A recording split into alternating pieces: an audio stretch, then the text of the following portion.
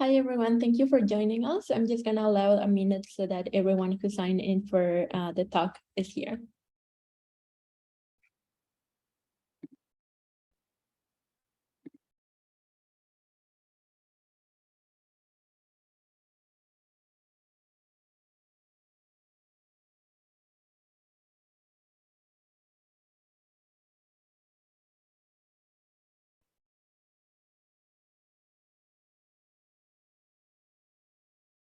Okay, hello and welcome everyone to today's public program, the first panel of our Remixed History programming.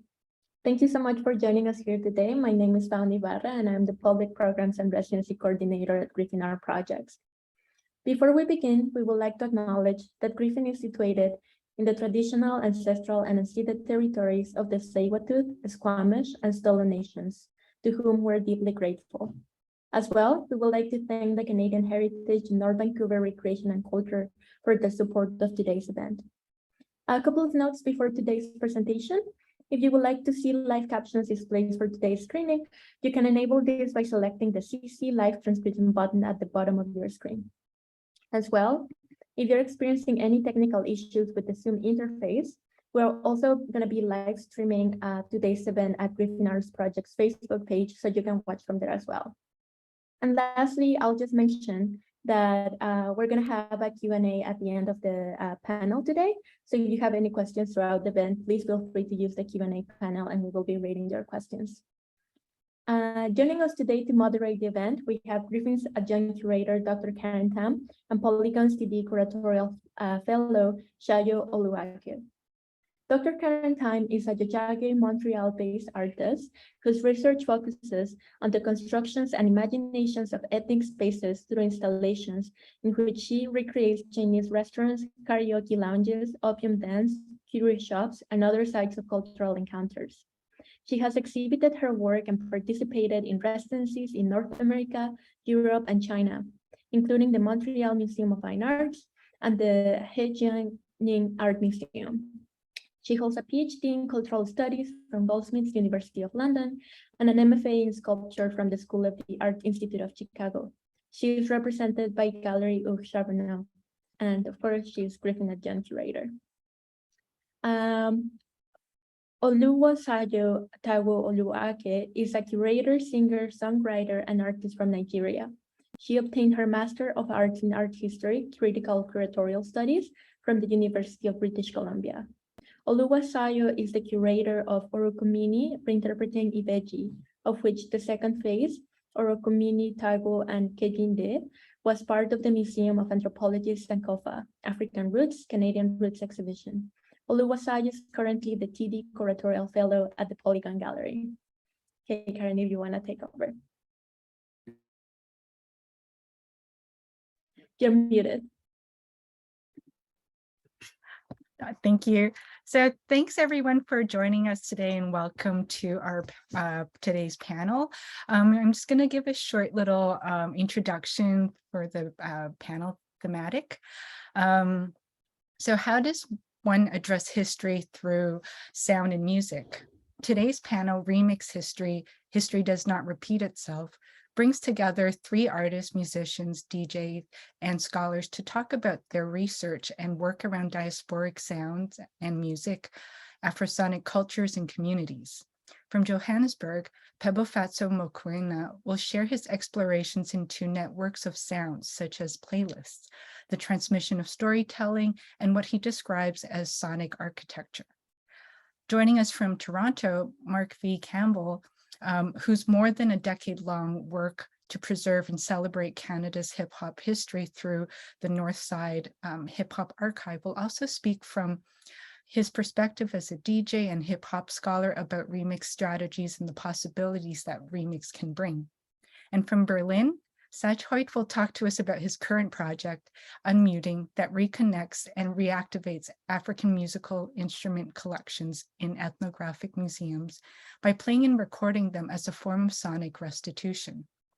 whether through interrogating institutional archives, incorporating personal and creating living archives, or acoustic mappings and remixing of oral spaces and histories, our guest speakers will take us on a sonic journey through the Black experience where sound becomes a pathway to connect across time and space.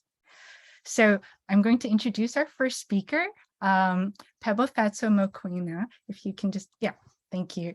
So born in 1993 from Ekurhuleni, Johannesburg, Mokoena lives and works in Johannesburg and had completed his national diploma in visual arts at the University of Johannesburg and his Bachelor of Arts in Fine Arts at Wits University with distinction. The artist is currently pursuing his Masters of Arts in Fine Arts at Wits. Mokoena has held sessional lecturer positions in interdisciplinary design and presentation and drawing and contemporary practice at the Faculty of Art, Design and Architecture and Wits University, respectively.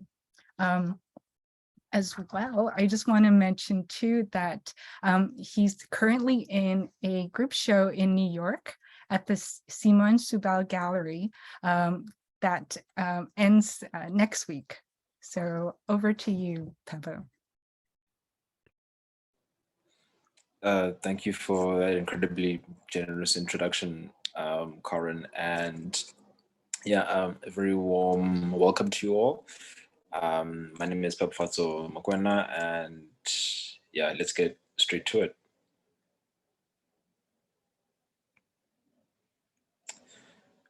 All right. So just a quick note. The approach that I'll be taking with regards to this talk is a fairly philosophical / semiotic approach, and it'll be quite, there will be some abstract points that I'll be going through, so I ask that you may please stay with me. So where do I start? I start with apartheid's thinking around and theorization around the black spot. The Tomlinson report in 1954 by the Commission of Socio-Economic Development of Bantu Areas, as well as the 1953 Iceland Commission, lay the pillars for the legal definition of apartheid.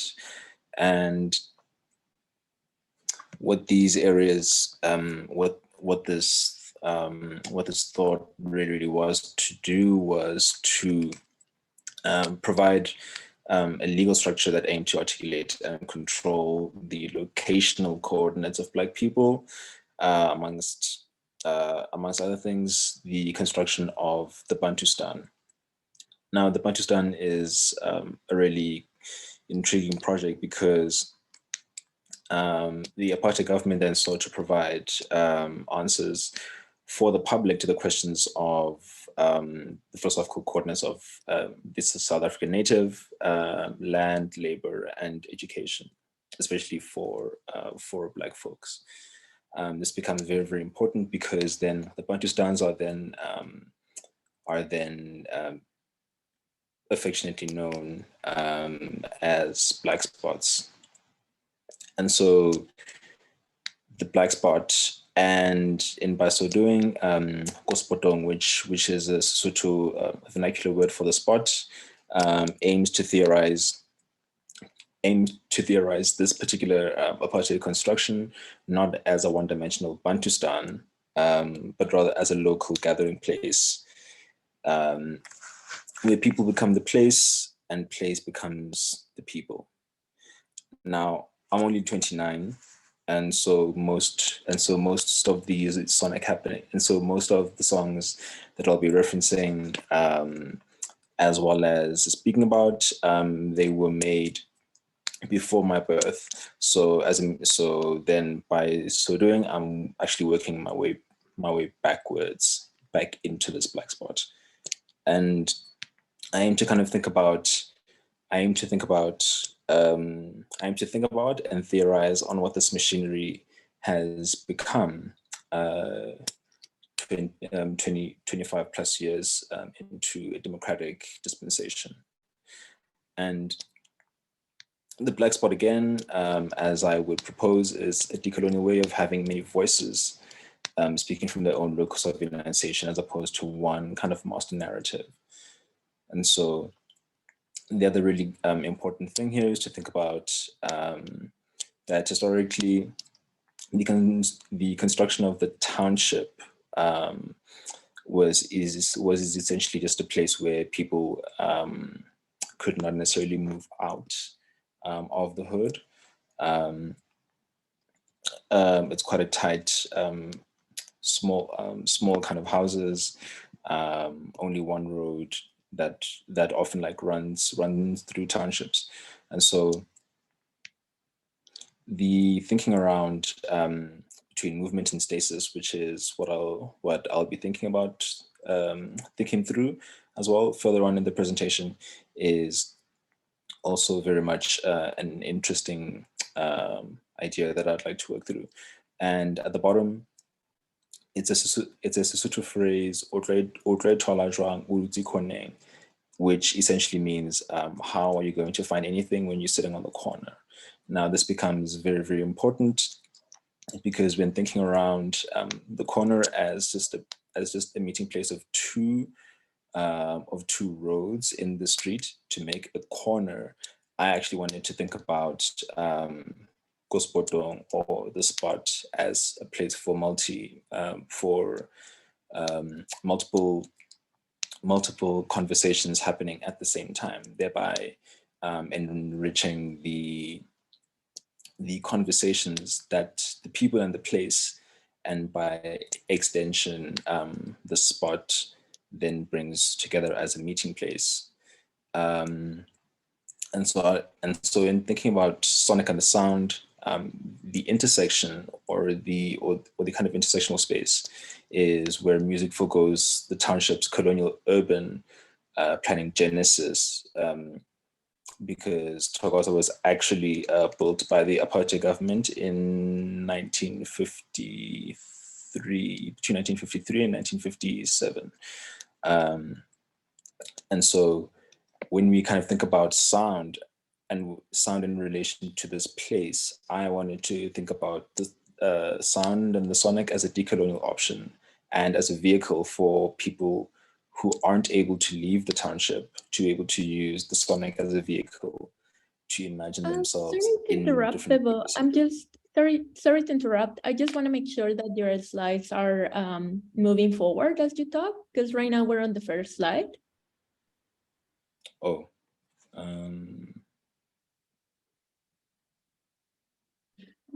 And now can you see? No, we're still on the first one.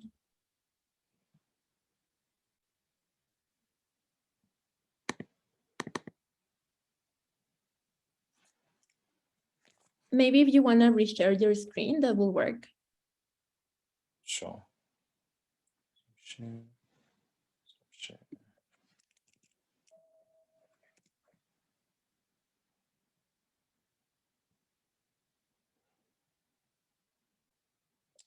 Right. Is my screen visible now? Yeah, I think we're seeing your whole desktop. So right now you're in a document right now. Right. And now? We are still in the document.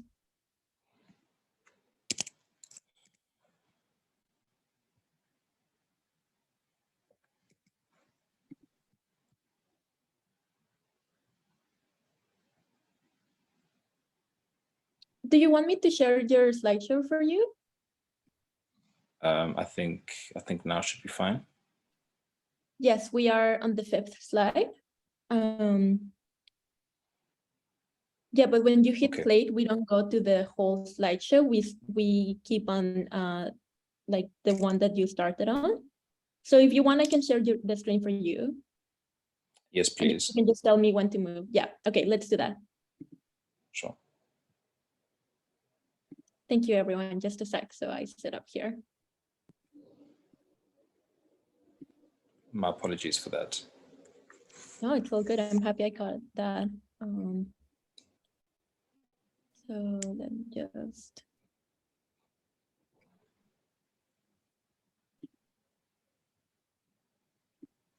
Okay, I'm gonna start sharing my screen now.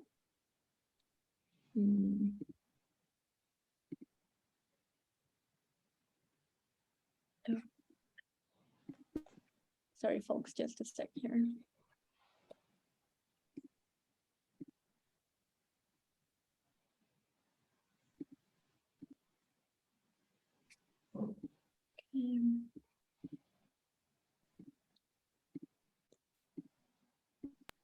Okay, so in which slide are we on now? We should be on the 5th slide. 5th slide.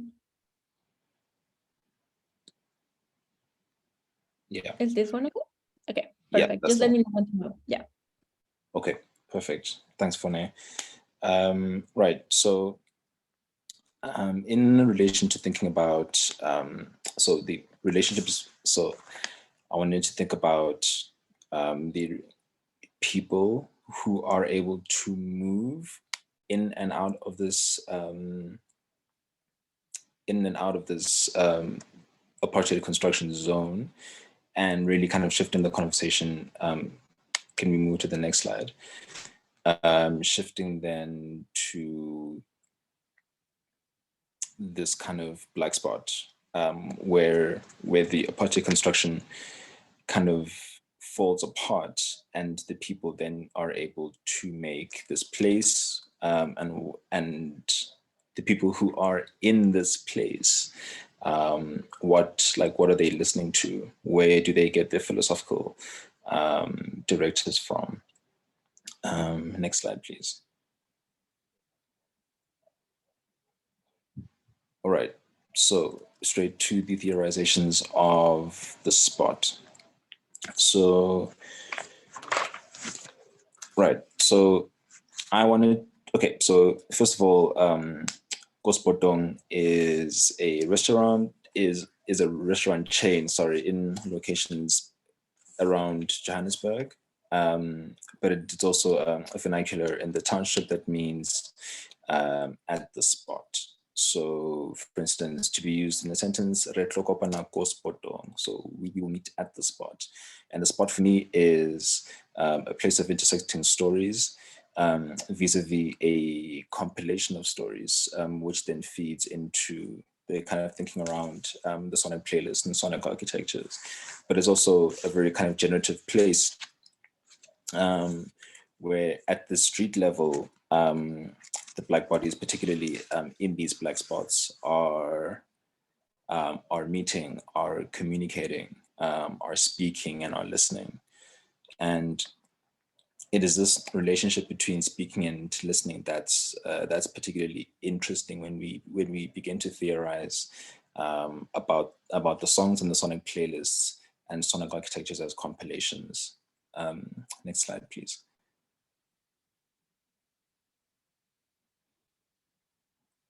So, the black spot. So, if we are to then think about, if we are to think about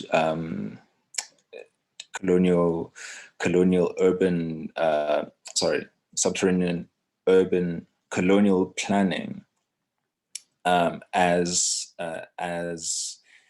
articulated in the Tomlinson and the Iceland report, because black spots are made by people and people then move, then we then are to assume that the black spots are also in movement, and they do not become really and they do not become as static as real physical architectures, but then it begins to move with people. And so like the music moves with the people and the people move with the music. Next slide, please.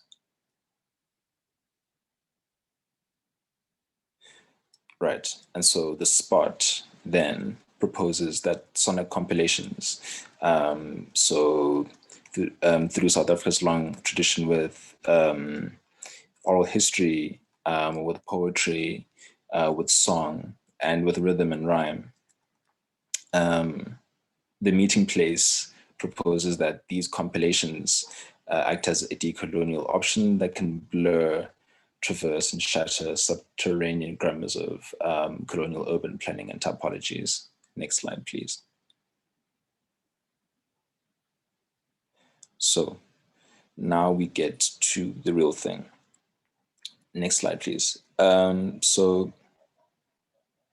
if you are to think about what the sonic, as a philosophy, what I'm interested in thinking around is that how can this black spot become a very kind of superstructural paradigm, or this gathering place? How can we visualize this gathering place? And my kind of first impulses were thinking around album covers. And as an artist, visually, I think that in thinking around color and thinking about form of these album covers, we can begin to pull certain kinds of feelings, certain kinds of emotions, certain kinds of like visual cues that can direct like where our eyes are thinking, that way our eyes and how we can actually hear some of the sounds that are visualized in color. And so it's a kind of, and so because then these black spots are in fact thinking about, like that it's a compilation of stories and people, right? Is that like the meaning of the one kind of artist at the center of the one who's making the music fades away in favor of one metacultural collective practice of meaning making and of philosophical thought. Next slide, please. And so if we are to then think about the location of the artist, not necessarily as one person, but as a community of people who then speak about philosophical directives and who live in and around the spot, what we then begin to find is that textually, that the directives that the academic or the academy is not necessarily like the center of academic kind of theorizing, but instead the singers and the songwriters and the people who write the songs are the actual philosophers, and the songs are then put into rhythm and become some rhythmic philosophy. And so like the lyrics then become for us artists and like who read as well, like we then can listen, understand, and read the lyrics as kind of textual contributions to writing about, to thinking around like living in and around the spot. Next slide, please. Right, so again, we're back into the spot. Next slide, please. And once the spot kind of becomes this meeting place, this kind of hotspot, this intersection where a multitude of stories are compiled together as one locus, when this begins to be repeated en masse, then we begin to see that it is not only one hotspot, but many hotspots from which these sounds and these stories are able to be played, to be shared, to be understood. Next slide, please. And right, as we then get to the Sunday playlist, next slide, please.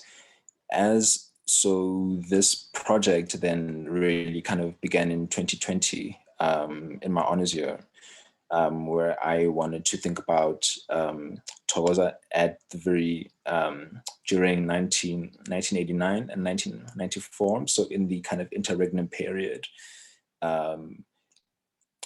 just before South Africa's first democratic elections. And so I was born in 93. And so I was born in Alberton, so in the town outside of Thokoza. But then a few days after, my parents then brought me home into this very politically charged arena. And so when I was really, really young, I did not understand what was happening. But in 2020, when I was just doing my honors, I thought about really kind of coming back and understanding this moment, this very particularly violent historical moment / episode. And really, because we had just gotten into a pandemic, the only way that I could really begin to start speaking about this place and to get people to share with me their idea of place was in thinking about the songs that they listened to.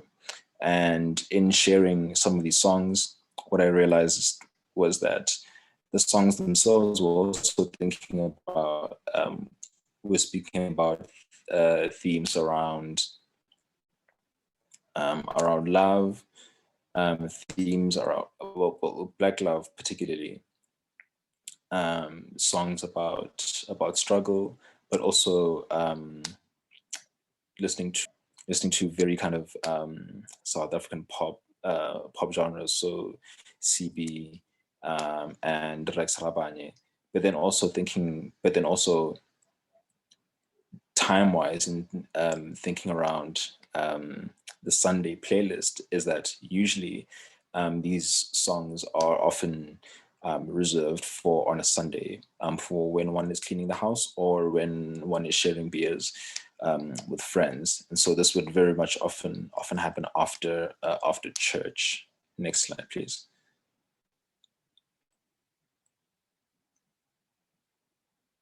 And so again, this playlist is a 69 song playlist, and it kind of spans kind of British funk, from black box to very kind of choral music in South Africa in the early 90s. So IPCC, choral.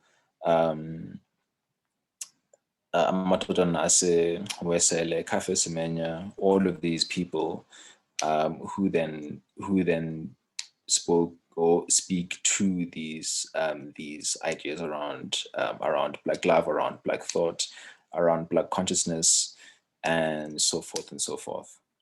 Can we move to the next slide, please? That should be, yeah, and that should be it. Next slide. Thank you, everyone.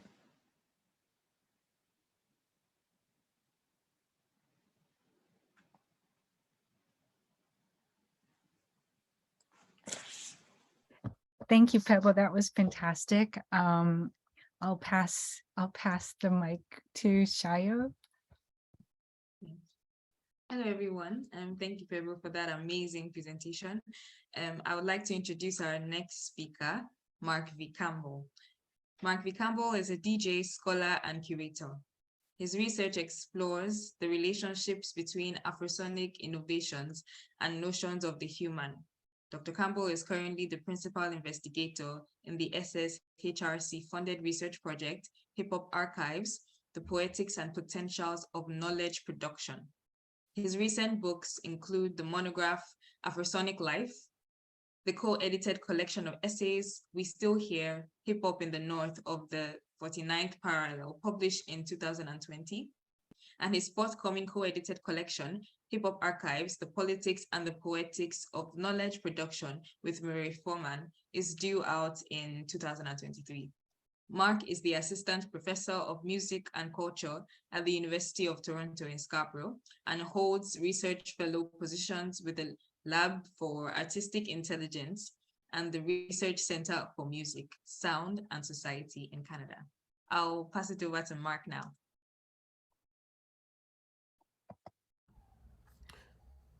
Thank you, Sayo, for that lovely introduction. I will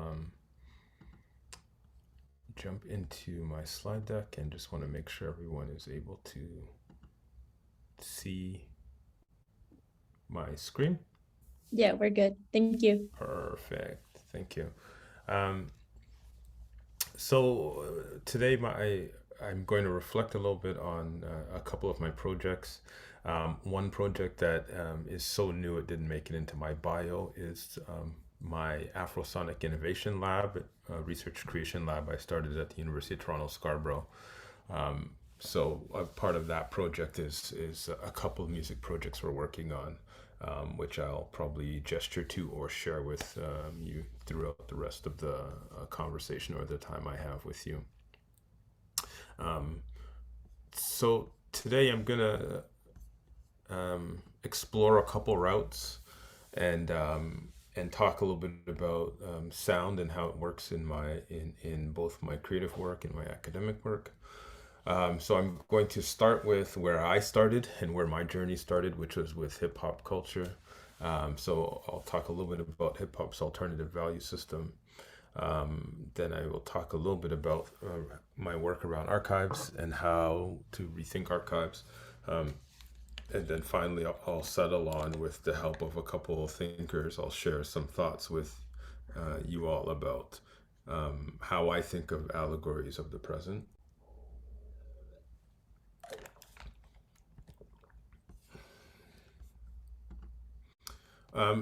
So I like to think with this Caribbean philosopher. Her name is Sylvia Wynter.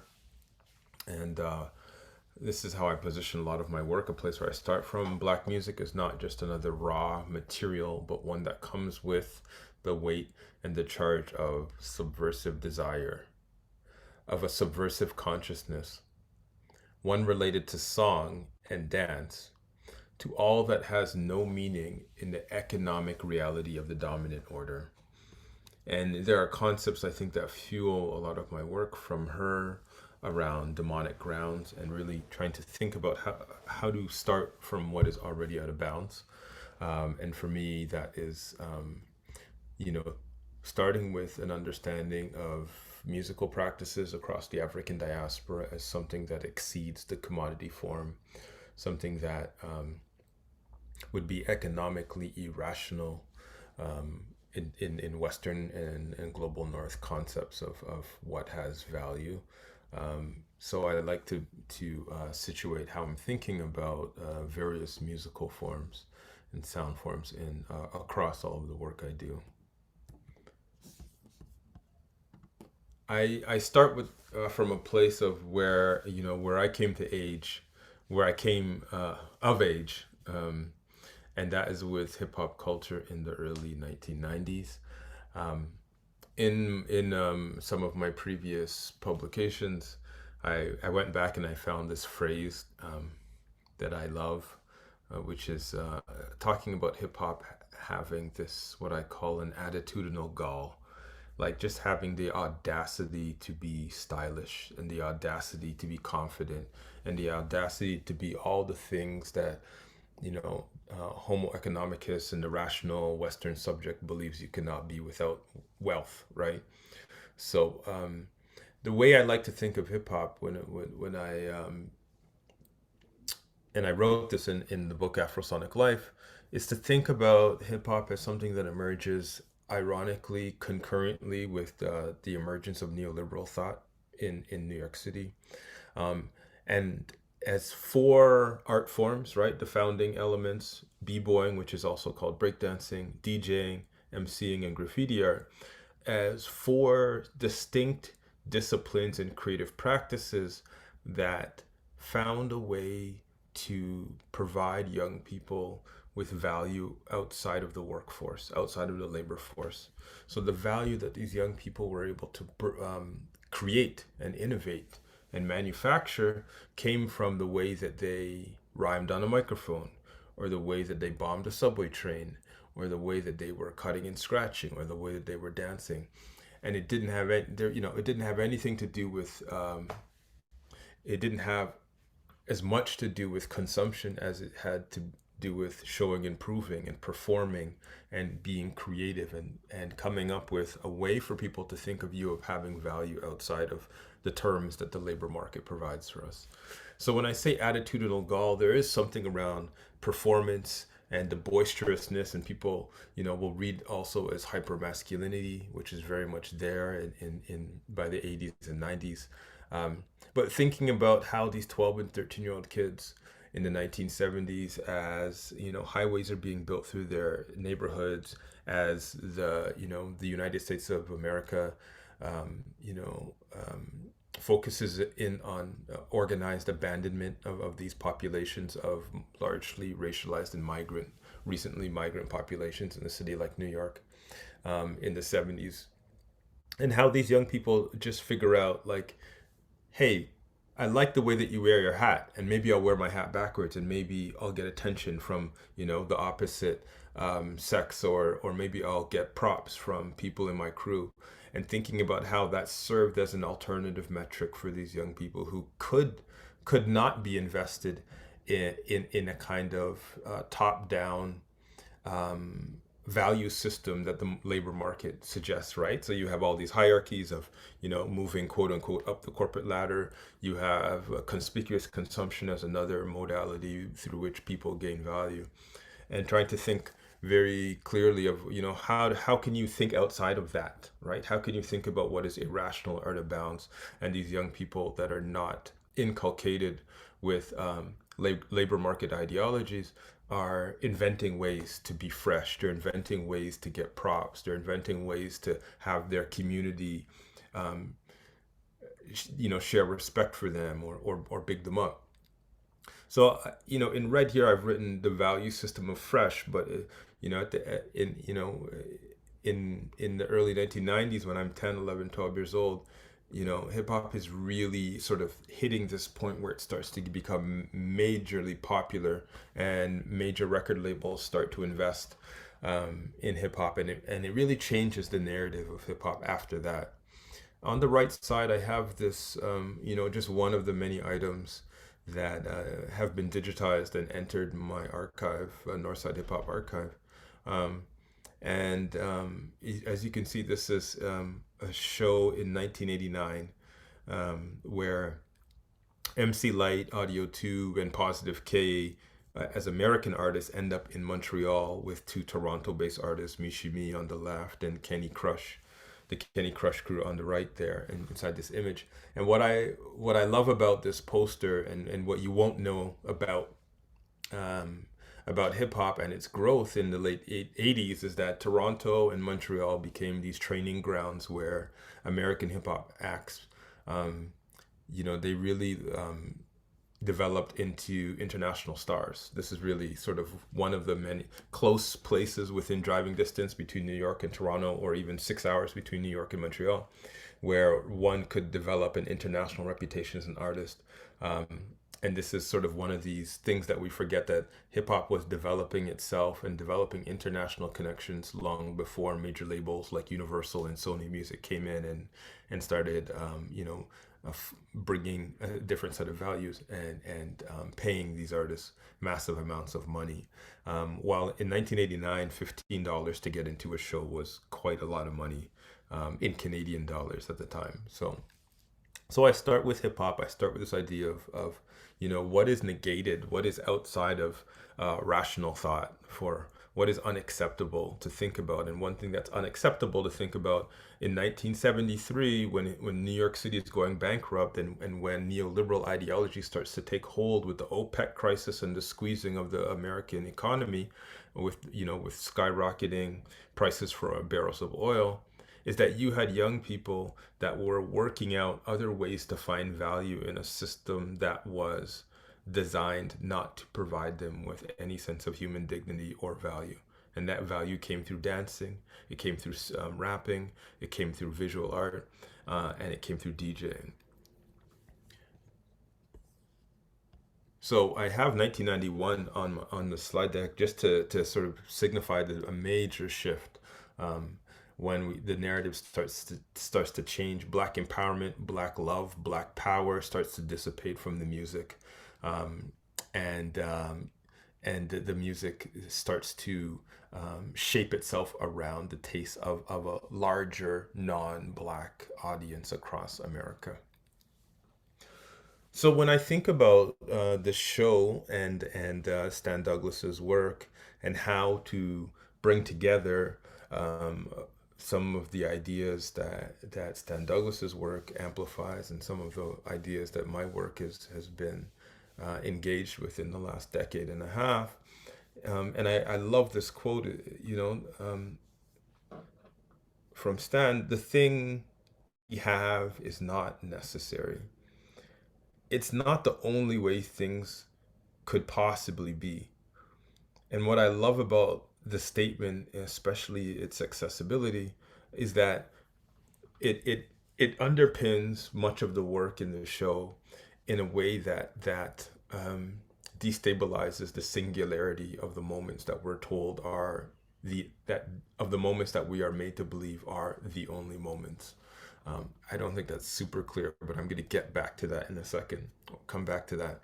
In my work, in my recent monograph, I have I apologize for my missing accent and on Cajon, but across a bunch of what I tried to do was to look up across and look in a lateral kind of way across a number of places in the African diaspora on this side of the world, and understand what has been those things that have been out of bounds, that we have consistently engaged with and we have consistently made into sonic innovations.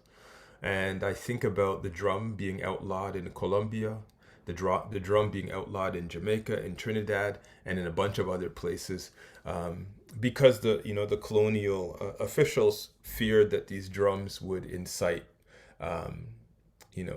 insurrection and incite rebellion, etc. The drums were talking, and rebellions did happen. So their fear was not unwarranted. But it also reflects the persistence of the members of the African diaspora to want to communicate, to want to create sound that reflected the multitudes of their lives, which were not, the singular enslaved or the singular runaway or the singular free. These lives were filled with multitudes. And when I look across at Colombia, here I have the cajon in Peru. It is literally a wooden box. It would have been a shipping box that you put it between your knees, you sit on it, and you play it. Just like a percussive instrument.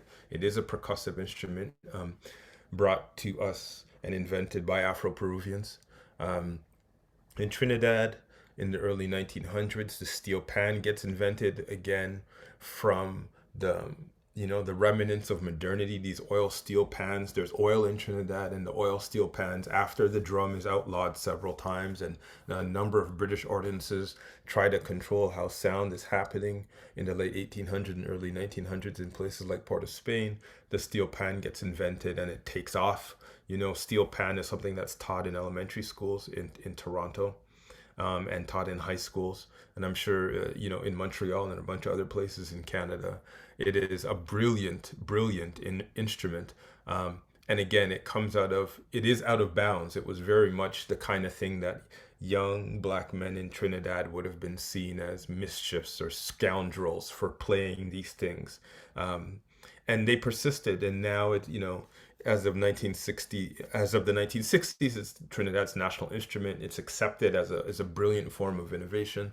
And it's interesting because it starts from a place where, it is totally unacceptable, right? It is irrational. It makes no sense in the logic of Homo economicus or in the logic of neoliberalism, where you take these empty garbage drums and you beat them until they sound a particular way, and then you create these amazing tunes from them. The turntable, in the middle of the 1980s, the turntable is transformed into an instrument thanks to turntablists like DJ Cash Money, like DJ Jazzy Jeff, and a bunch of others.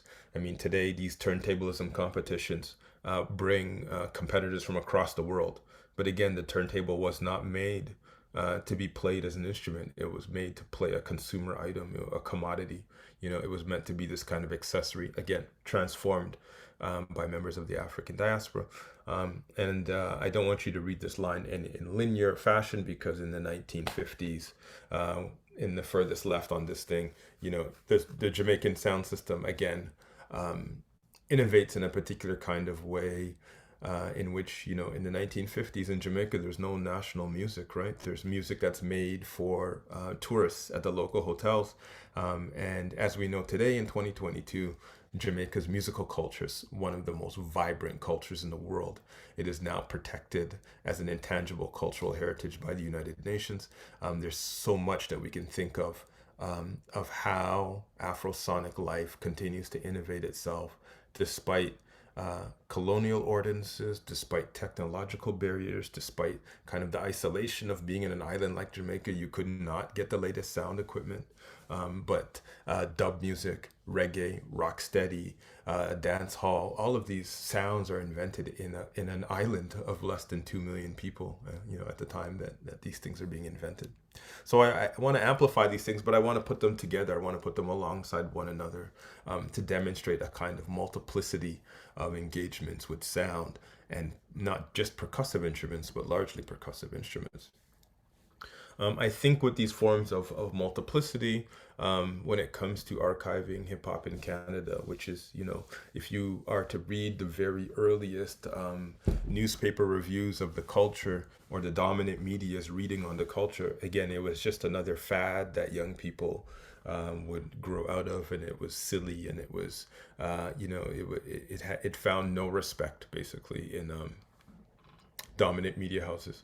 And those media houses today are the same places that are looking to profit from, you know, any kind of connection to an artist like Drake, or to an artist like, you know, that has made hip hop one of the dominant cultural tropes globally. So with Northside Hip Hop, through public exhibitions, digitization events, oral histories, and critical scholarship that I've written over the last decade or so, the archive is a vehicle to expand dominant notions of the archival and acceptable means of preservation. And part of the work how I imagine this is, similarly, I imagine it to the multiplicity of the ways that we are asked to think about colonial era institutions, right? So the museum is one of them.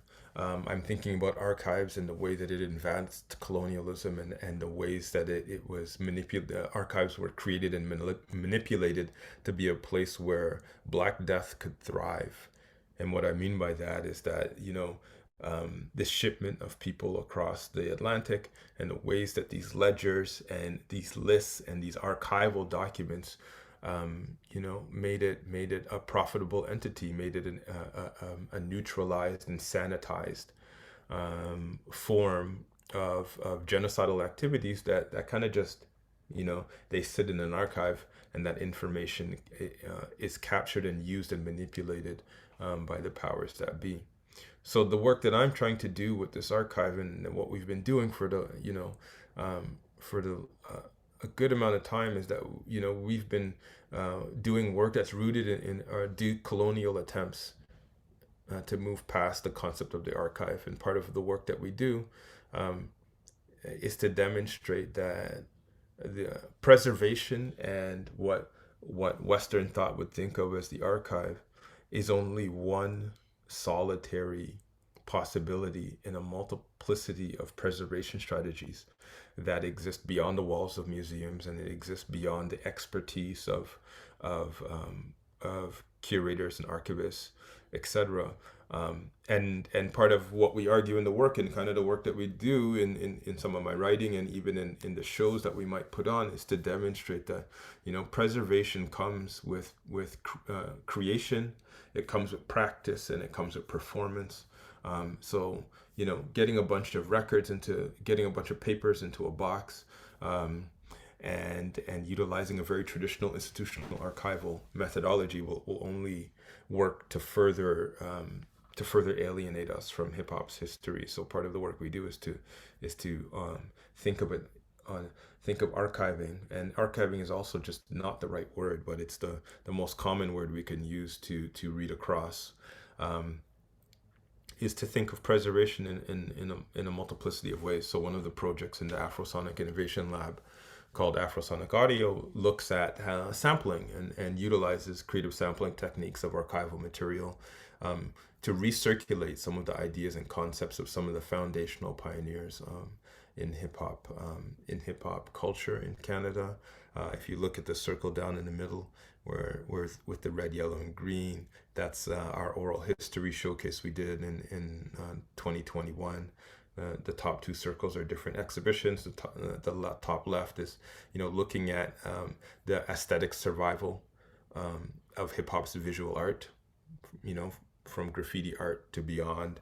The smaller one in the purple and yellow is a different exhibition that looks at the history of sound systems and DJs and DJ culture in Toronto. I'm going to end with this.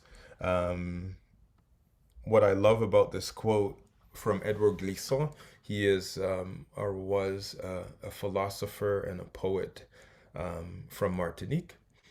And he wrote several beautiful books, but this for me, it was captured from an interview that he did. And what Edouard Glissant says really strikes me as central to the kind of work that I do, either as a DJ or as a scholar and academic, or even as a curator. So Glissant says, "For me, every diaspora is the passage from unity to multiplicity. I think that's what's important in all the movements of the world, and we, the descendants who have arrived from the other shores, would be wrong to cling fiercely to this singularity which had accepted to go out into the world." And this is the part of Glissant that a lot of my work pivots around.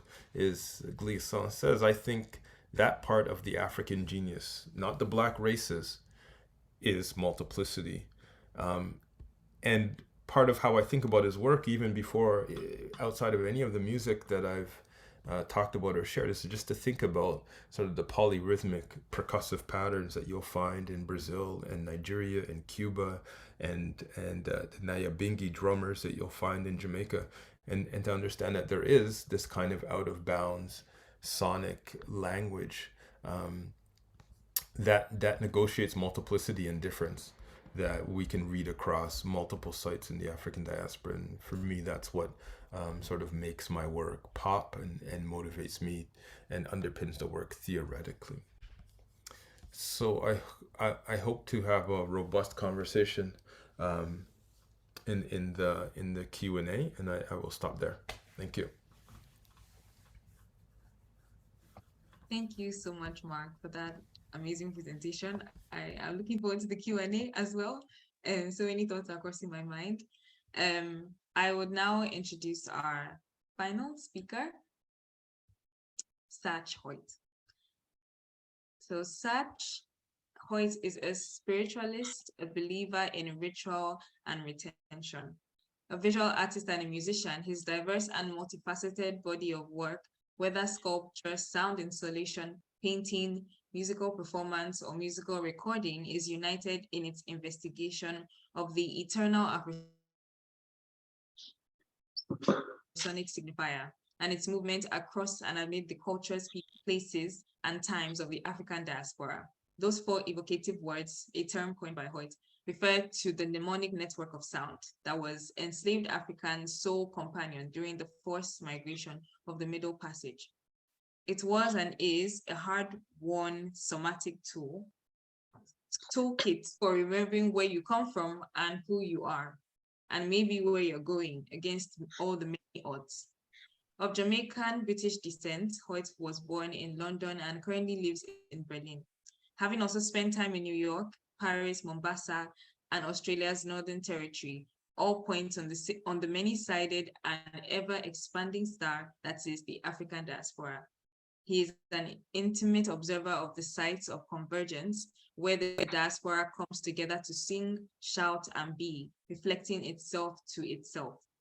Employing the shared toolkit to connect, express, and commiserate across centuries and oceans, Hoyt taps into oral and oral echoes, as well as into those retained in the historical and material record. Written by Rujeko Hockley for the catalog Prospect for The Lotus in Spite of the Swamp 2017. And I'll pass it over to Satch Hoyt now.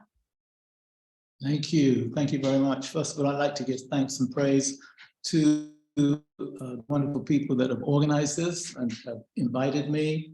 And I'd like to start my talk off with a little something from Audre Lorde. Moving history beyond nightmare into structures for the future. So Afrosonic, in fact, I think, Sawyer, you said that I would be talking on my Unmuted project, which is a comparatively new project, but very much aligned to Afrosonic mapping. And I actually would prefer to talk about Afrosonic mapping. And that is what I'm going to do. So Afrosonic mapping rewrites and reimagines history, questioning Black afterlife, readjusting and embracing the abstract dialogue couched in interdeterminacy. Afrosonic mapping pays homage to the anonymous authors, the players in the wax cylinder performances, and at the same time, the sculptors of the instruments and numerous artifacts sequestered in ethnographic collections worldwide. Afrosonic mapping is in fact worlding the world in the mode of listening. So let me share some images with you to take you on the counter journey that I did in 2018, which started in Lisbon, then went to Luanda, Angola, and Salvador de Bahia. My first Afrosonic mapping, and I'll just like plug my book there for a second. The choice of my first Afrosonic mapping was in fact Portugal, because Diogo Chao sailed into the Congo Basin, Cabinda, in 1483. Very important to Afrosonic mapping is the amalgamations that have occurred with Black music and European musics and many, many other musics. Many people would claim that Congo Square in New Orleans would have been one of the first amalgamations, but I claim that 1483, when Diego Chao sailed into Cabinda with the 3 caravels, there were clerics on board, but there were also musicians on board. And we have a poem written by the Pende culture, which described actually that entrance. About 3 years after that, we have written documentary evidence from Vasco da Gama, who sailed into the Cape to replenish his supplies and met the Khoi, also known as a Bushman, and they were playing intricate harmonies on flutes and so on and so forth. And the Portuguese went back to their ships, they got the trumpets, and that was the second amalgamation. But that first amalgamation with Diego Chao was for sure, the Pende were not reciting that poem a la Shakespeare. That was accompanied by music. And I will show you the type of, hopefully, if I can do this.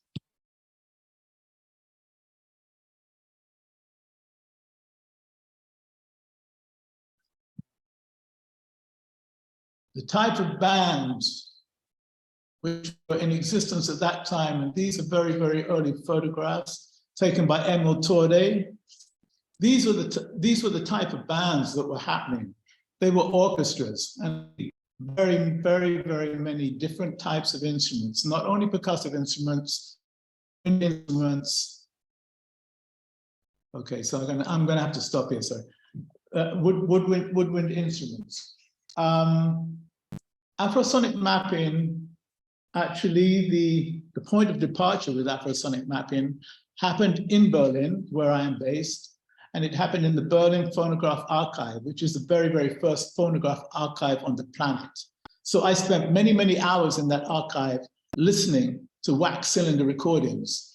And you'll get a taste of some of those wax cylinder recordings on recorded music that I did.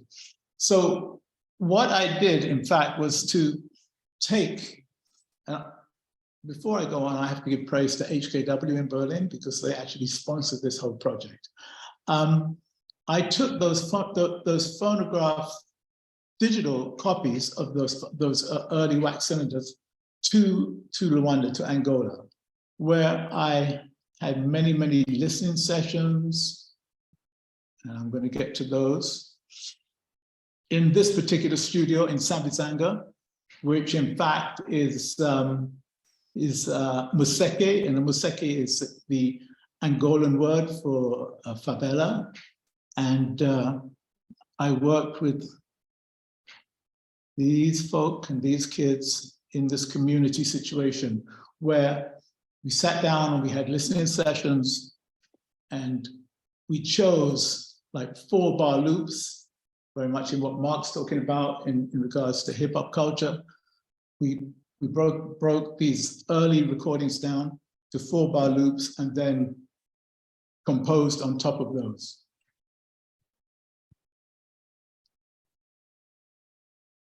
And these are two of the producers from that studio.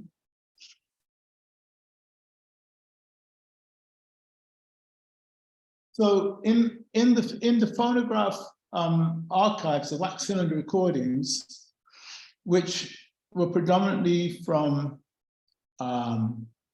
Leo Frobenius, who was one of the early anthropologists, Emil Torde, who supplied most of the chefs-d'oeuvre, the masterpieces of the British Museum, and Carl Mann, who was a Swedish missionary.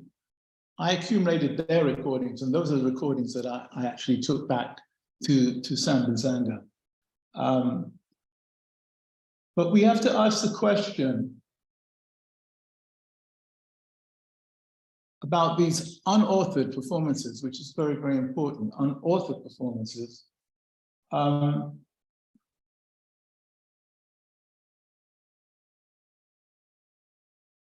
Which were also obviously created under anthropological duress. I beg the question, if the phonograph machine was the slave of the anthropological master, what exactly was the role of the African performer? Music is not produced in a vacuum. It responds to the conditions in which the composer and the performer find themselves. Hence, a pragmatic understanding of music's societal impact plays a pivotal role in understanding the evolution, sophistication, and spiritual matrix embodied throughout the various transformations and migrations of Black music. So this is very much at the base of Afrosonic mapping.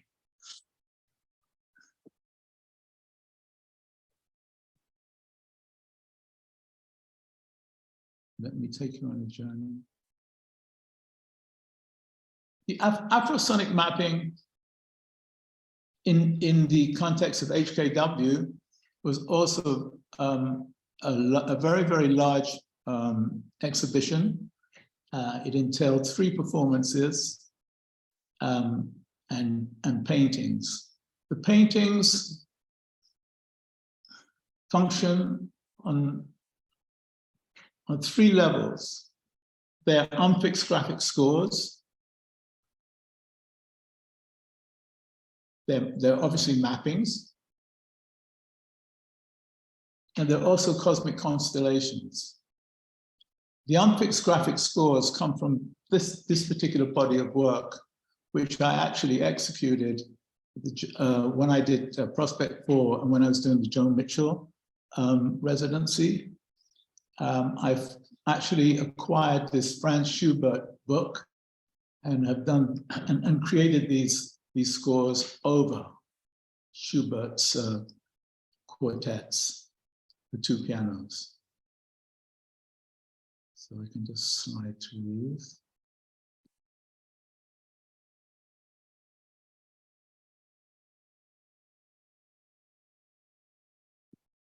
And I'll show you some images of one of the performances at the House of World Cultures, where I assembled an ensemble, quite a small ensemble, and played the paintings, but also the paintings inform and play with Butch Morris's conduction method, which I work with. I'm also a member of Burnt Sugar, the orchestra chamber, which was Greg Tate's band. Those of you who might know of Greg Tate, who sadly passed away last year. So I am a founding member of that band, so it's like 20 years on. And at the beginning of that, you know, when Butch was alive, the conduction system was very much around. So this is part of the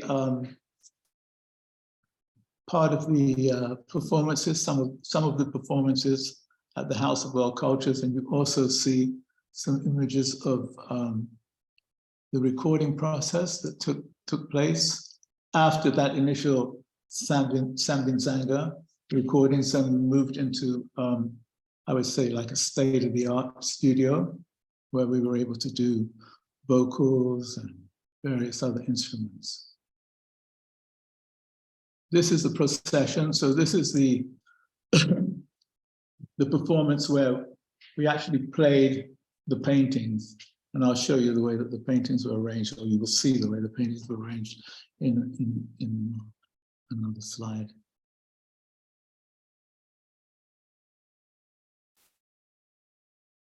This is a solo performance, Latitude. Could we play Latitude? Right, you have that. I sent that to you yesterday. Yep. Yeah. Can you start it at 127? Yeah, but I will have to share my screen. So momentarily you will not be sharing your screen. Is that okay? That's fine. That's no problem. Yeah, I want people to hear something. Yeah. Okay. And you said Oblation Unmuted? No, not Oblation Unmuted right now. Latitude. And it starts off at 127. Can you bring it in at 127? I have Atlantic Indigos and Oblation Unmuted. Sorry, Atlantic Indigos. Yeah, sorry. Okay. At 127.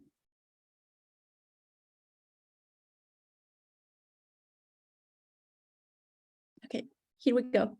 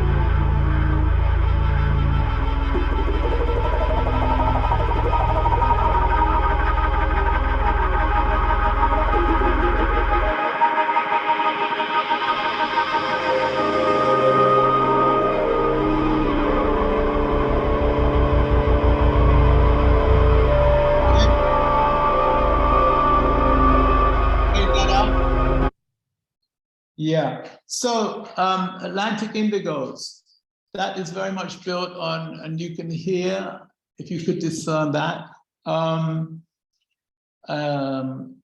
Carl Leman recording from 1905. Could you just play the beginning of that so that we can clearly hear the phonograph? Yeah, the phonograph recording. Go ahead. This is what they sound like.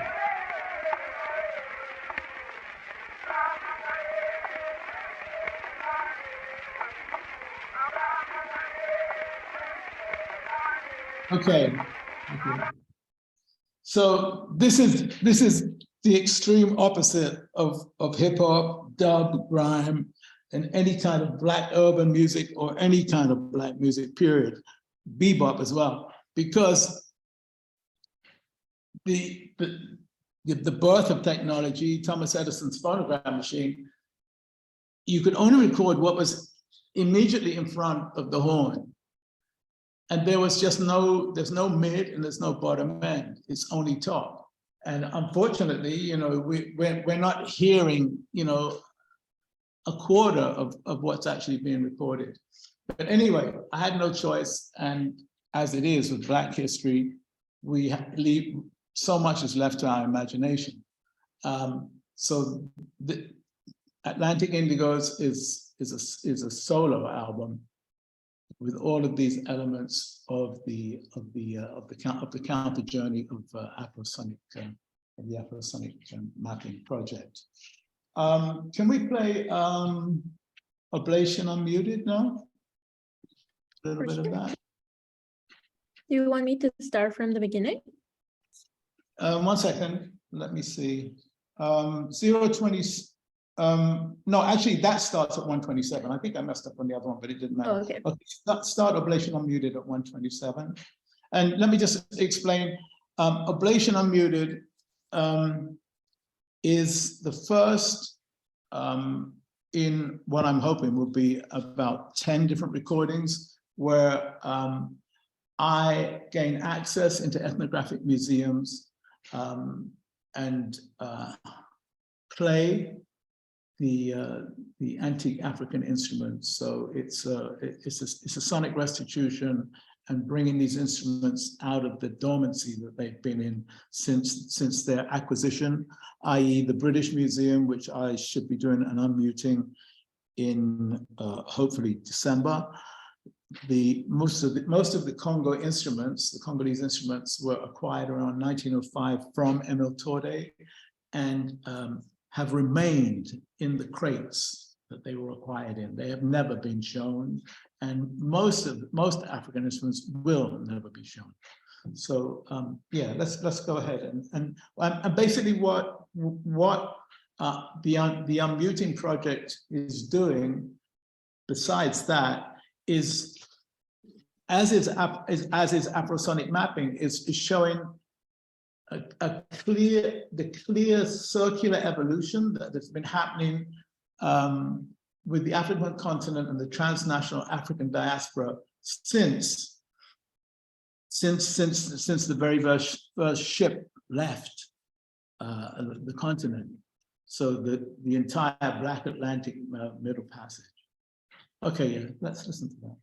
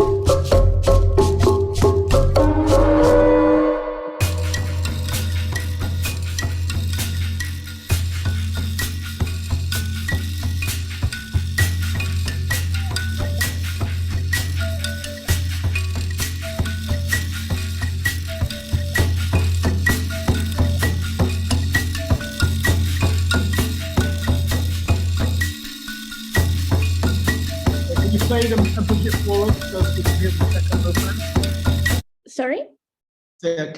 So there you heard the instruments as I was playing them in the storage unit of the Ethnographic Museum. And then from there, the instruments are taken, the recordings are then taken into a proper recording studio, and then I build up. So can you move that to I want to say 5:15. Yes. Okay, yeah. And then we come into the second phrase, second movement. Okay, go ahead.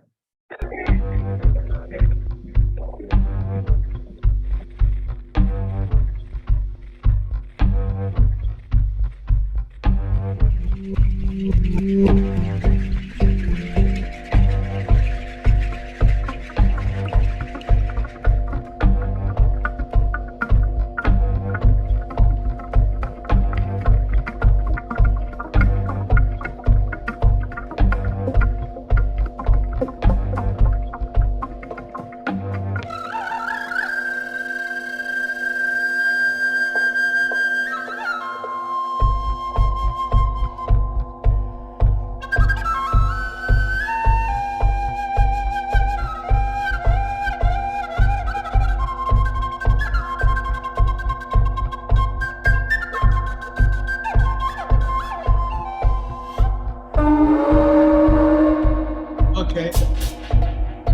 Yeah. So something that I wrote about this project, and it is comparatively new. That particular recording was done at the Brooker Museum in Berlin, the African instruments, where they have a small collection. And next will be the MAC in Hamburg, and then the British Museum, and hopefully, the Quai Branly and the Met, wherever these African instruments are just absolutely laying dormant. So this decolonial project activates a sonic restitution, which attempts to unsettle colonial attitudes, including hegemonic custodian tropes, whilst reclaiming the Black past, present, and future. The process entails gaining access to African musical instrument collections that have been sequestered in ethnographic museum storage facilities since the advent of colonial invasions. I then release these instruments from their state of dormancy and activate them by playing and simultaneously recording them on site. So the Unmuting project and Afrosonic Mapping project are very, very, very much connected. It's very much about this sonic restitution, and yeah, just rewriting this very, very biased canon. And I think that that's about it. I think that, oh, I don't know what's going on. Have I done? Is that my time? There's so much to talk about, and I'm just all over the place with pieces of paper and sound and everything else. That was a wonderful presentation, Satch. Thank you very much. Okay, thank you. Yeah. Thank you, Satch, Mark, Pebo, for your generosity in sharing your work, your research with us. I guess now we're moving into the conversation part of the event, and I guess I'll just ask a icebreaker question, a general one for all three of you, and kind of coming off of what Satch was saying, talking about archives. Actually, yes, can all three of you turn your video on? So archival materials and artifacts can be generative, especially if we consider the notion of living archives, and all of this features in all three of your practices. I guess, can you tell us a little bit more about how each of you incorporate archives in your works, or create archives, whether it be personal archives? Pebo, I'm thinking about the Curatorial document project, or Satch, if you could tell us more about your work within the ethnographic museum archives, and how, for example, this last museum that you went into the storage, if the museum has reconsidered the ways that they will in the future move forward with, I guess, bringing the instruments back to life. And then for Mark, maybe if you could talk a little bit more about the remixing of archival material as a DJ. And I guess a little bit more about the Northside Hip Hop Archives and how that might have come out of your own personal collection and the folks that you've worked with. There you go. Well, let Mark go because I just been talking so much. Let Mark go, or people. Let people. Are you okay to go first? Because you haven't Yeah. spoken the longest amount of time. Sure. Yep, all good. So with the Curatorial documents, one of the kind of points that I'd wanted to begin with was actually in the 1996 independent report that actually then began to describe what had happened, with whom, were there any particular kinds of cases of house burnings, torchings, like were bodies that were torched found, etc., etc. So I mean, like it's quite an intense report to read, but again, what it then attempted to do was it attempted to almost understand or just like make sense of what had happened, because so much had happened in between that relatively short period of time. And so like I think thinking around that particular report not necessarily being the only kind of report that exists, what the Curatorial documents then aimed to do was to bring together songs and album covers that people were listening to, and with some of the excerpts from that report, as well as notes from my sketchbooks that I would make whilst being in place. And so like the site then kind of began to function as a kind of proto-archive in that sense, as a kind of archive that also is able to bring in some of the voices in which that archival report struggled to find, because it was fairly recent. I mean, like that report was written about like 3 years after the kind of violence. So people were still like extremely like averse to sharing, because like the stories are quite painful. But what then people would then begin to, but then in place of that, people would then begin to speak about like the love of their lives, very kind of dramatic stories about going to the river and seeing a fictional snake, for example. And like the stories was about this tree that's just like a really kind of like magical tree, and like all of these kinds of stories as an art like are in fact like pretty much like very much oral archives, but to bring them together like in relation to places which have written about or have written from and have made images from from the township. I thought that was an extremely generative process to attend to, but then also one of the hard questions that I am still struggling to deal with is like the position of I as artist, the one who does have access to these archives. Like there's a very fine line between like playing God, right, and giving space to people with these archives. And like this is a very kind of tenuous space that I think that archives also have tendencies of moving with.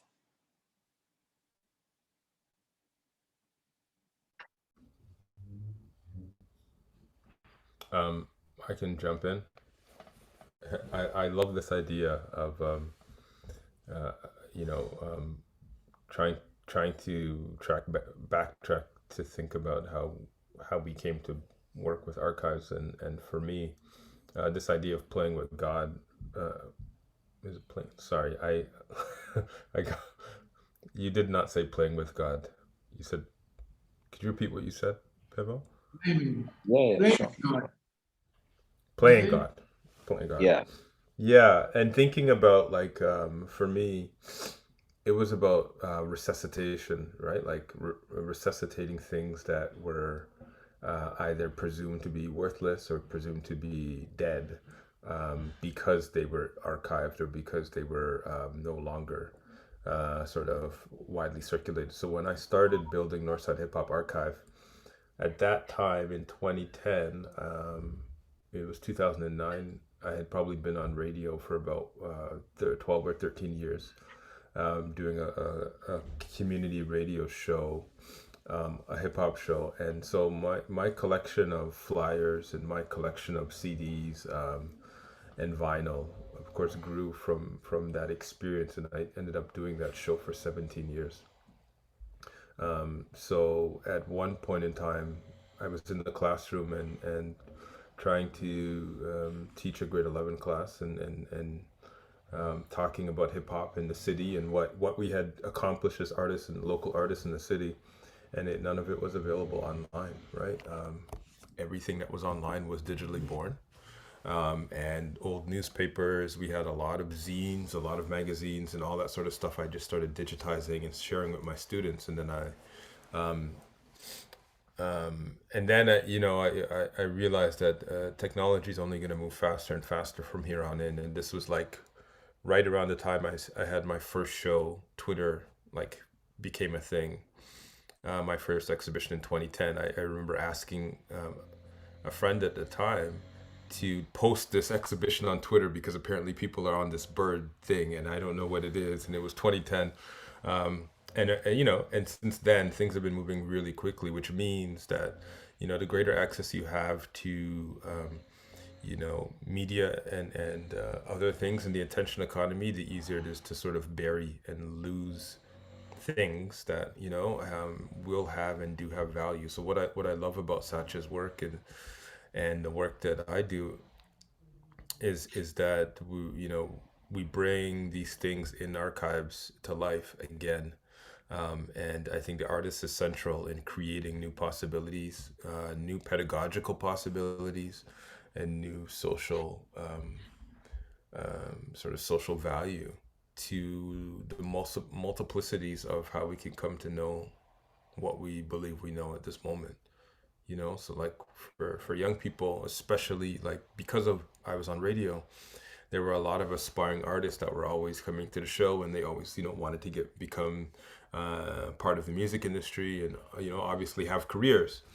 And part of what the learning was is that there are multiple ways to have music careers and careers in music other than being signed to a major record label, right? And I think what I will share with the other panelists and the audience is that to be a young person in the shadow of American media imperialism really skews how you come to view the world, because everything is not Hollywood. The scale, Canada is 10 times smaller population-wise than United States, even though we occupy the same continent. So there's simply things that are not possible at the scale that we live in Canada with 33 million people. So there are, so what reflecting on that moment is just, relating to young artists that there are multiplicity of ways to live with music, and I think some of the things that we're doing in our art practices is about disrupting, rewriting, destroying some of these canons and inventing new ones, or I wouldn't even call them canons, but inventing new ways of being that are generous, that are lateral, non-hierarchical, and that are about honoring our past and our ancestors who listening to Satch's presentation, I haven't gone that far back in the work that I've done, but we may be talking about the 1800s, 1900s, and there are people that kept music alive long before there was such thing called a record industry or a music industry, so I hope that answers some of your questions, Karen. Okay, so you mentioned the last museum that I've actually been in communication with. The last museum that I've been in communication with, the MARKK in Hamburg. In fact, they get massive accolades from me because, in fact, the exhibition that they have on right now is the Benin Bronzes. And when that show closes, all of those Benin Bronzes go back to Benin. which is absolutely amazing. And they have consented to actually allow me to play, I think we'll get up to around 15 instruments, whereas the British Museum informed me that they're the custodians of those instruments, and that they're very delicate and they should only be put to their proper use. And the proper use is that they've been laying dormant in storage containers for the last 100 years. So I was like that far away from writing an open letter to the Guardian to like blast them out. And they've offered me 3 instruments, but I'm on a mission. I'm a Jamaican, I'm on a mission. So I mean, the thing is that I'm gonna get more, many more than 3, because what an insult to just like give me a drum and a cowbell, and that doesn't even come close to explaining African music, you know, not even close, you know. So yeah, I found it absolutely necessary in Afrosonic mapping to actually go into the Berlin Phonograph Archive, which, as I said before, is the oldest phonograph archive, and spend many hours in listening to those wax cylinders, which is extremely difficult. There's no mid, there's no bottom end. It's just. But in listening to those, I realized that so many of the beats that are on those early recordings are the same beats that is on Kendrick Lamar's latest album. You know, I mean, it's just like, it just collapses time. This circular evolution that has occurred, you know, between the continent and the transnational African diaspora is all laid bare in these recordings for me. And I'd like to say, maybe I'm coming in a bit too early here, but Attitudinal Gore, I love that. Attitudinal Gore from Mark. But I want to say that Attitudinal Gore has been around for a long time. I mean, it was very prevalent in hip hop and bebop. You know, I mean, it's Attitudinal Gore. I'm gonna take that. I love that. But yeah, Attitudinal Gore is a beautiful way of what I would say explaining the tenacity in Black expression. Mm-hmm. Thank you. I would wholeheartedly agree. I'm having pictures of the Black Panthers, you know, walking into a state legislature in the 1960s in their black leather jackets and their turtlenecks, and I'm like, in Oakland, it's stylish, in hot Oakland, you know. But that, you know, that is the definition of fresh before we even, you know, these kids in hip hop took that language. So, point well taken there. And in that period that I'm talking about, 1483 in the Congo, there's what I term the Africanization of Christianity. And actually one of the things that attracted a lot of the Congolese royalty to Christianity, what they converted it into their own genre of Christianity, was the clothes. All that like velvet and the bling of the chains and everything else. So, you know, I think there's a great scholar up in Yale. I think of her name, Noirmont, I think she's got a French name. She's from Guadeloupe, and she did a great book called The Art of Conversion. So if anybody out there wants to really understand what was going on in that like 15-16 period in Banza, which was the city of the Congo, check that book out. It's amazing. I'm giving her a try. Okay.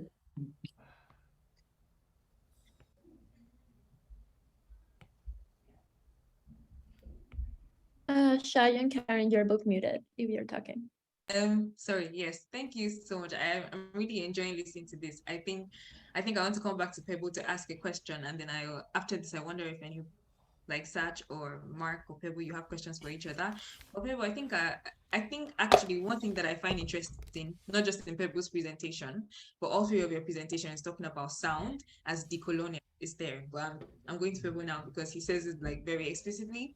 So two things that stand out to me in your presentation, Pebo, sound as something that is decolonial, and also the meta-cultural collective instead of the individual, and you thinking of this gathering place where the place become the people become the place, and how community now becomes the site of knowledge production. Those things are kind of like bringing through. But I think I want to ask you specifically about Katoras. If you look on a drive through Kumalo Street, which is under your work, I see how you revisit histories of urban landscapes. And so I wanted to ask you about how you choose to record and what you choose to record, because I see elements from your diagrams and I don't want to call them joint paintings, but should I say your sonic architecture or your scores, and sorry, I don't know if I was cut out there, but your sonic architecture and your scores and the things that you choose to record. So I look at them and I see, for example, why is the sound important? Why are you like specifically picking these elements that are not traditional things that when we think of the archive, when we think of recording history, we would not pick up? Why is it important for you to fragment it in that way and discuss Kumalo Street and Katoras from that perspective? If you get my question. Yeah. I think it's an incredibly layered question. I do think that one of the ways, so Kumalo Street is basically like the arterial kind of street through one of the townships, Thokoza. And one of the ways that I really kind of began to think about a way to document the street was to actually document the street whilst I'm in motion. So to actually consistently kind of be in movement whilst producing these images. I was very careful not to photograph any people explicitly, because the thing is that in trying to photograph these places, in trying to photograph these houses, and trying to photograph like the soil and the kind of taxi in motion, what then this does is not only are the images kind of blurry, you can't precisely see exactly what's happening. And like the thing about that is, if I knowing full well that the camera photographing Black folks is a very kind of tenuous relationship that I didn't want to embroil, that I didn't want to bring in and really just redo. What I then began to start thinking about was soils have history. A particular kind of house architecturally and in its typology has history. And like most of the houses in Thokoza or even in Katoras were actually funded by the National Research Foundation in the early 1950s, and like they were specifically made for Black bodies, not to fit, for Black laborers. Essentially, the toilet was outside in the corner of the little plot. There were only 4 rooms with no kitchen in the middle, and so these places themselves as objects, as apologies for that, as photograph. So yeah, like as kind of objects in motion, like they almost begin to defy like vision. They almost begin to defy like one particular set of looking at an object, but instead one is looking at this object which is moving, which is shifting. And so visually, even when like a person would be kind of caught in the frame, you won't necessarily see the person, but instead, bodily, you would get a sense that something is happening within these images, that even if the image is still, that people are still moving within the image. I hope that answers any.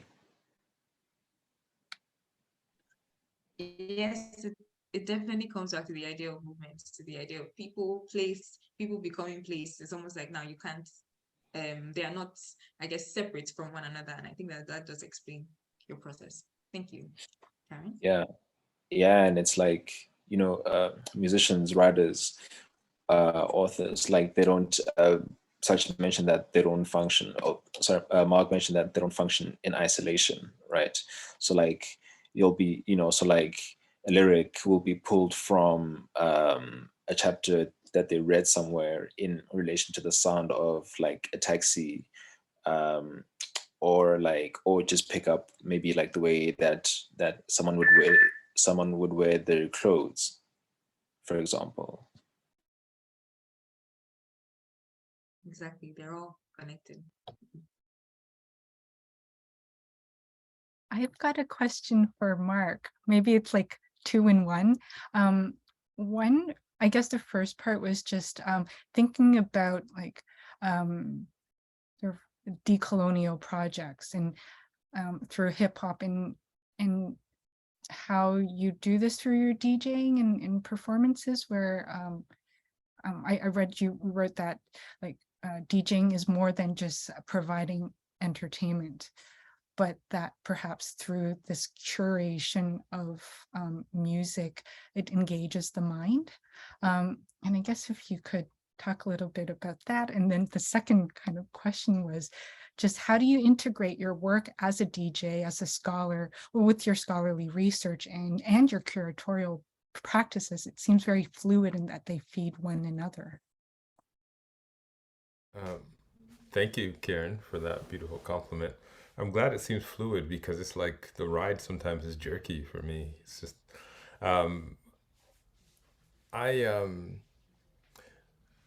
part of what I started doing with archival material, and I did this, so the picture at the end of my slide deck is me DJing at a Royal Ontario Museum event in Toronto. And all the other DJs that I brought on board were doing music, and I decided to mix archival videos, like sort of what would be considered foundational Toronto hip hop videos. And I think I did about 7 or 8 videos, and it was on a big projector, but it was the second time actually that I started using material from the archive in live performances. And it was one way for me to resist that division, right?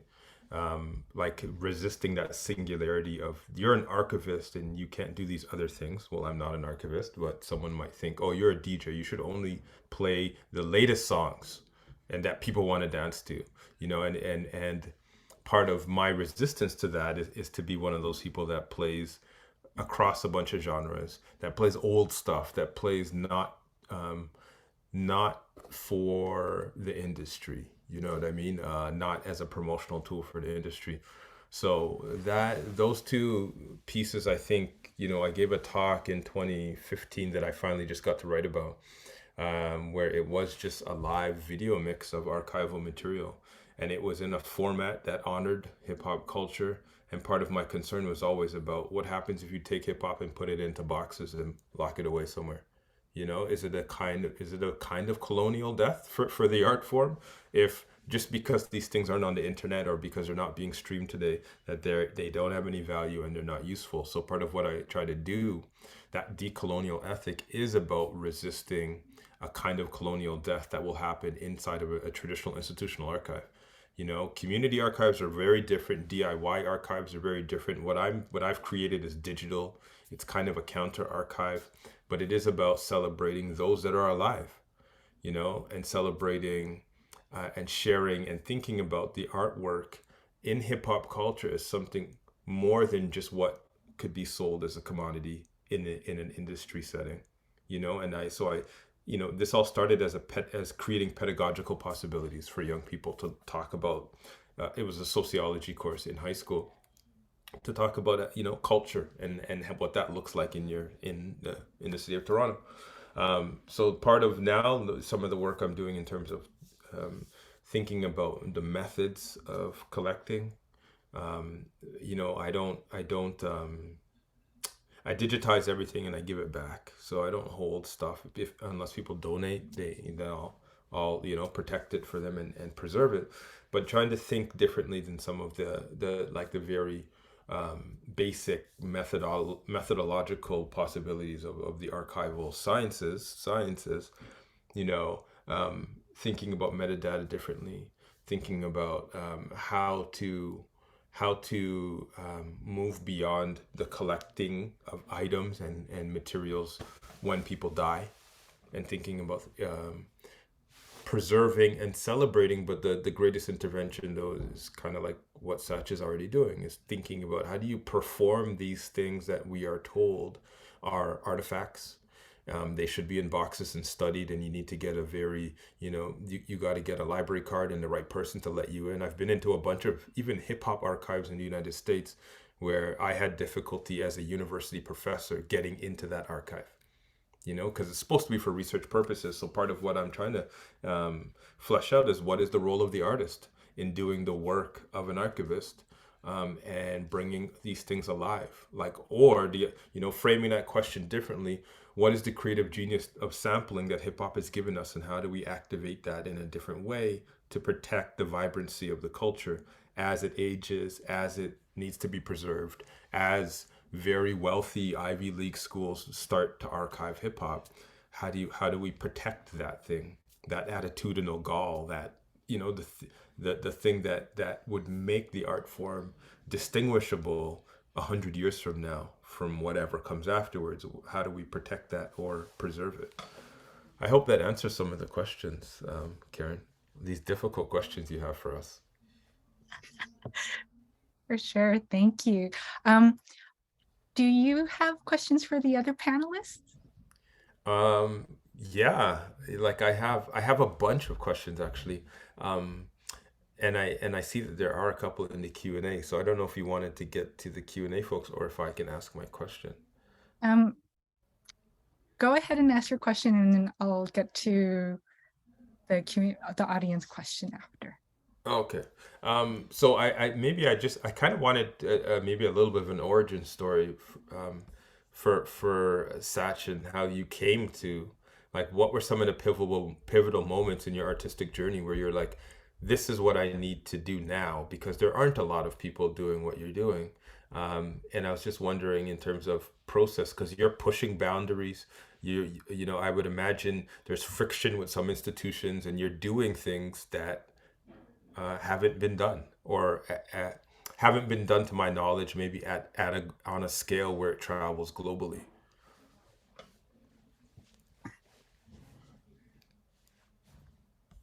Oh, you're still muted. You can hear me now, right? Yeah. To quote Edward Clisson, it's all about my consent of not being a single being. And yeah, that I was, from a very, very early age, in my community, in my neighborhood in London, which was Ladbroke Grove, Willesden, Harlesden, which is very Jamaican, Trinidadian. I was always on a quest to learn my history, and to share that, to very much share that history. And from being a self-taught musician to being a self-taught artist, that has always been at the very, very base of what my practice is all about. You know, as was mentioned earlier on, I was in Mombasa, I spent time in Senegal. I'm one of those brothers in the transnational African diaspora who's very, very interested in the continent, and has always seen the way the continent is so prevalent in everything that we're doing. And the only way that I could really go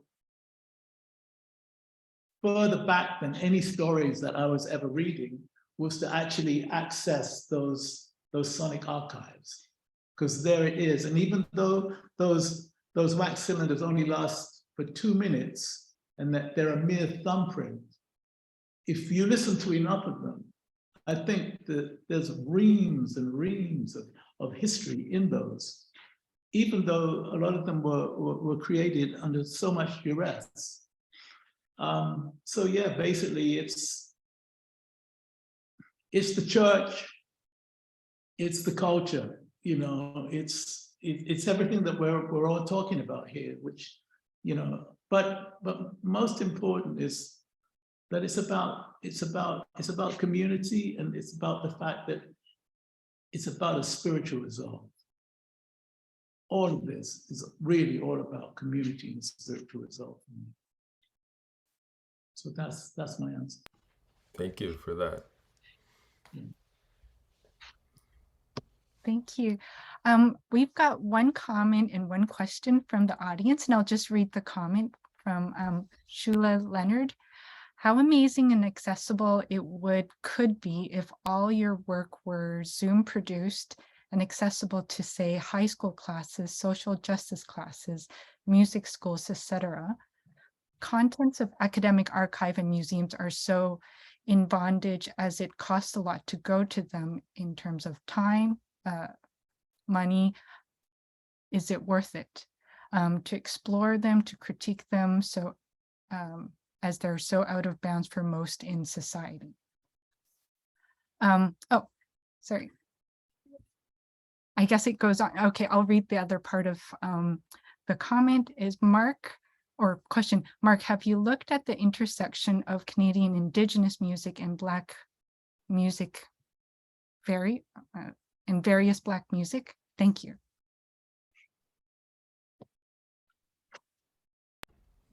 Should I jump? Should I respond to that now, or? I'll read the question, because okay. I think you can tie that in. So from an anonymous attendee, hello, thank you for your hard work in preparing these presentations. What is the difference between Afrosonic mapping and hip hop styles of music? Oof. What's the difference? What's the similarity, maybe? Yeah, what's the similarity? There's a lot of similarity, but it's just I think it's basically a time, but Afrosonic mapping is very much about, you know, showing the contemporaneity from the old recordings and the old amalgamations and everything that's currently going on, as I said before. So yeah, it's just a continuation of Black genius. That's what I would say. It's just a continuation of Black sonic genius from 1483 to 2022. Past, present, future. What I call from slave ship to spaceship. Yeah, that's cool, because even then, so in the Sunday playlist, like there are very particular kinds of sounds and very particular artists, Sade, the Gladys Knight, you know, like very kind of particular song, like very particular songs with very particular messages, with very particular song structures, that are played on the Sunday in public. I mean, like what you might find in the hood is that as people would be cleaning the house on Sunday, just after church or just before, like they would put their speakers out on the verandas and actually just like play music loudly, you know. Yeah. And that's not a kind of like disobedient thing, you know, towards like any kind of like noise level that you'd get in the suburbs, but it's just being able to share music that way, you know, like like that's a really accessible thing to do, because then at the end of the day, then it's the young kids who grow up listening to similar songs, who can make connections to memories with those songs. They have like they share a kind of musical relationship, and they can hear similar things within the music and similar messages, and it's those messages that are often that are often carried from these young kids that are Generation passed. to generation, yeah. Throughout the Yeah, generations, yeah. yeah, precisely. And then I mean, like Mark's thoughts, on like the kind of intergenerational conversations that happen through the music.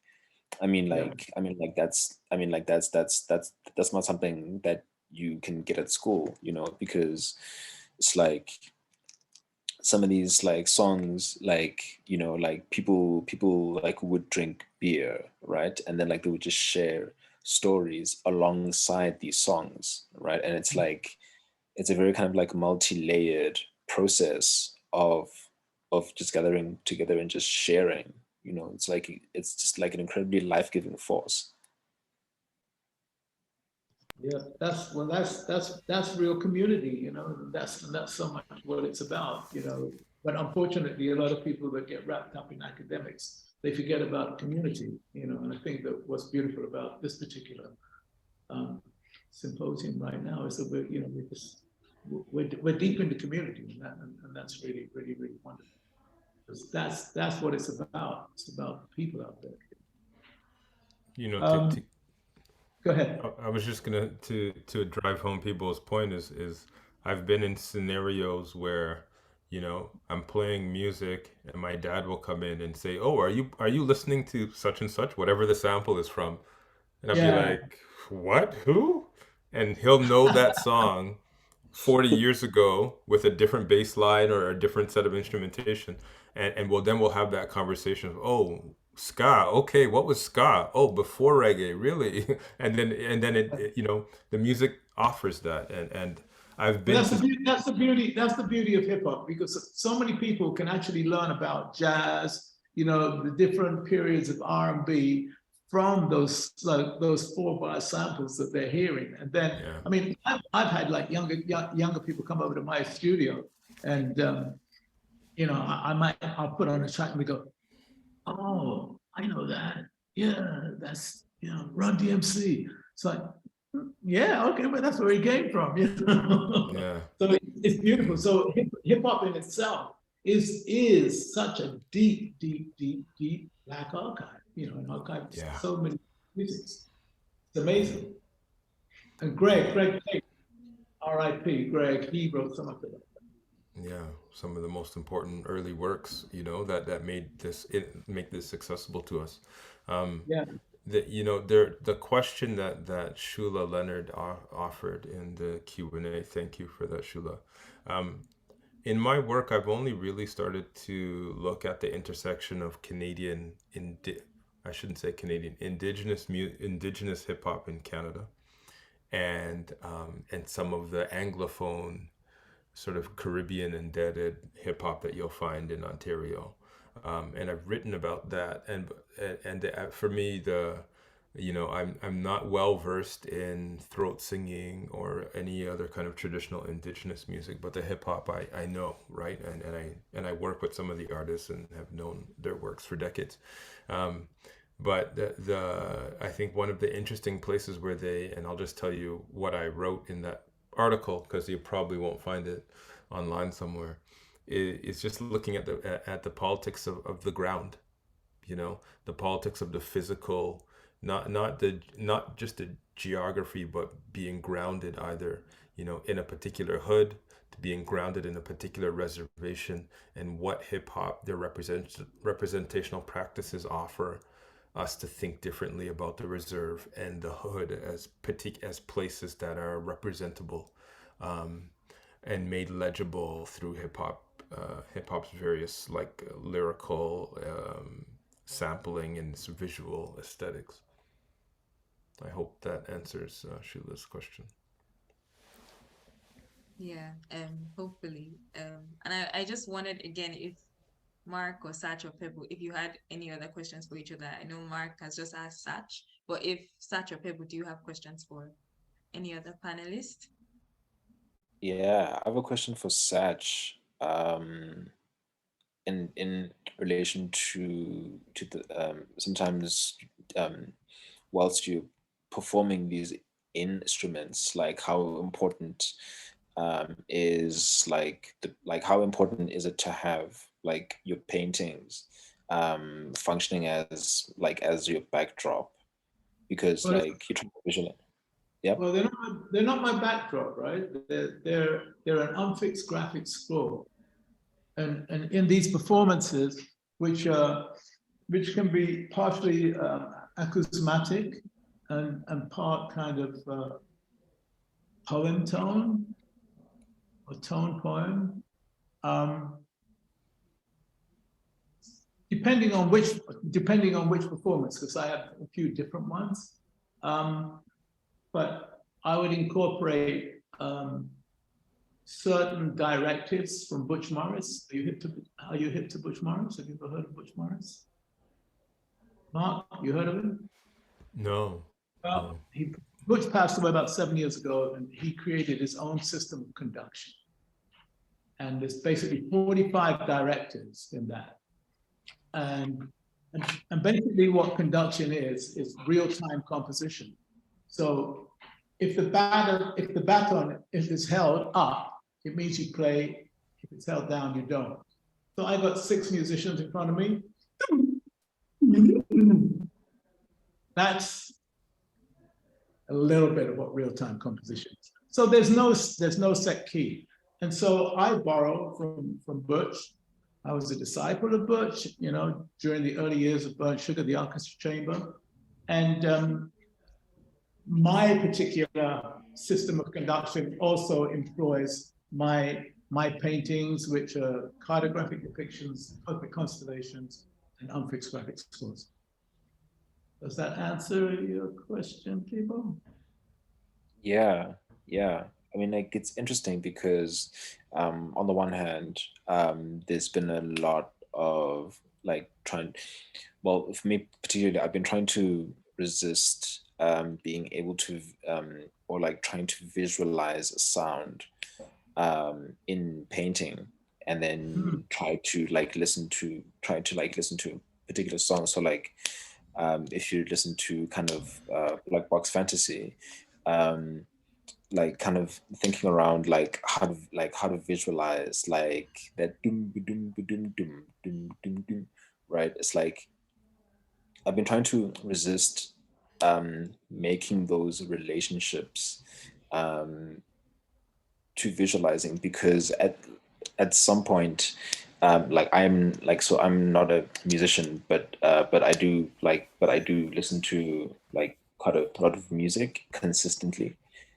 even whilst painting, right? And it's just like how else can I visualize like a sample, right? Like how does a sample or a loop function in painting? Can I draw that? Like, you how can. would it look like? You But know, it's up to you. It's up to you to say that that's what it is. But You can definitely do it. Watch. Now I painted that, and as far as I'm concerned, that's right. It's you're open to create your own vocabulary, and nobody can tell you otherwise. You're open to create your own graphic score. Do you know Leo Wadada Smith? You know Leo Wadada Smith? He's created beautiful graphic scores. I think Lester Bowie as well, the Art Ensemble of Chicago. You got to look into that direction, and those kind of musicians to actually look into graphic scores, because basically what you're talking about, I feel there's an element of graphic score to what you're trying to get to. So then how would you In my then humble define- opinion. In my humble opinion. But you could do it. You can do whatever you want. I'll give you another example. Mbuti Barklas. You know the Mbuti from the Congo. Robert Farris Thompson, very important Africanist, passed away last year. He argued that the Mbuti Barklas were actually scores. And I think he's right. So check them out. MBUTI, Mbuti Barklas. They're pretty amazing. All right, my brother, dropping the knowledge. Yeah. That's what it's for, right? That's all there to be shared. Yeah, absolutely.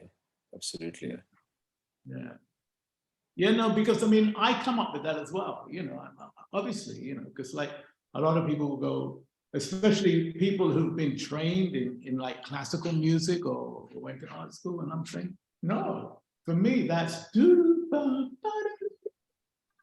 but tomorrow it could be. It's up to me what it is. I don't want to be fixed. I don't want to be nailed down to one thing, Yeah. And I think that's what we are. We're artists, and we've got free reign to rewrite, recreate, rewrite canons, rewrite music. That's the beautiful thing about being an artist.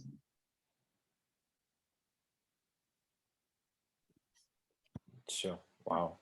Okay, cool. Yeah. Like I will But communicate with me, after this, communicate with me. Always happy to talk. Sure. Wow. Well, I'm going to cut in here. I'm really sorry to interrupt because this has been wonderful. Thank you, all three of you, for your generosity again, for sharing your ideas, your work. It's so much to think about. We've run out of time, but I'm sure that we can continue this conversation in the future. I'm going to pass the mic to Fane to do the wrap up and to kind of promote the next event. So thank you all three. Thank you very much. And to Shayo for being a great co-host. Yeah, thank you, Karen, and thank you, Shayo and Mark, Pebo, and Satch. It's been an honor to listen to your presentations and conversation. And I want to thank you, everyone in the audience, for joining us today to our panel Remixed History. We hope to see you at our next event on November 6th at 1 p.m. for the virtual Curator's Tour of Stan Douglas, Allegories of the Present, with Curator Lisa Valdicera. I'm gonna put the chat in the link in the chat box for you all to take a look. And a reminder that our gallery at Griffin Project continues to have an exhibition, Stan Douglas, Allegories of the Present. We are open Friday through Sunday, noon to 5 p.m. You can find out more about Griffin by subscribing to our newsletter at the bottom of our website, which I'm also posting on the chat box. And yeah, thank you again, everyone. Thank you. Bye. Thank you. Bye. Bye. Bye. Thank you all.